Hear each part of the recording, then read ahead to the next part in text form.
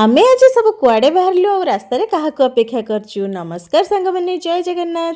आम एत समय धरी रास्तार लक्ष्मी बस को ही अपेक्षा करचु। बस रे माँ को मंदिर को जीवु। एबे तो सबु गाँव में लक्ष्मी बस सुविधा हो गलानी।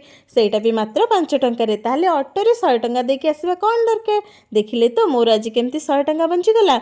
मोर तो आज लक्ष्मी बस रे बसिया प्रथम थर थिला। बस भी पूरा फांका, बसवा को भी बहुत भल लगुला।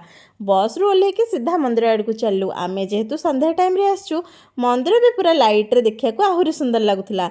माँ को दीप किणाकिणी करके मंदिर भितर को चलू। मंदिर रे जेहेतु फोन अलाउ नाई, मु भितर को गलिनी, बाहर रहली, समस्त मोबाइल को रखिली। से माने मंदिर भितर को गले आ मु बाहर मंदिर रे वीडियो करबारे लगी पड़ली। आ एठी मंदिर भितर किछि छोट पिला माने पैसा मागुथिले। तांका पैसा यार भितर गल जाइथिला। तांको मु कहली आ भितर पसनी, तमर केते टका पड़छि मु दे देबी।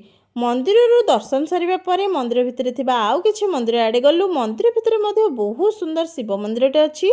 सेठु बुलाबुली परे झियो मानकर जान माने गुपचुप पाखरे पहुँचीलु। आउ ए गुपचुप वाला पाखरे मो झियो बेलठु ही खाए। आ बहुत टेस्टी गुपचुप ये बनाए।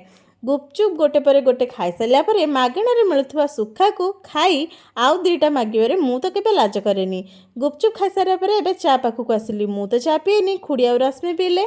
चा पी सारी घर को आसिलु। पुणी देखा गोटे सुंदर भिडियो रे। जय जगन्नाथ।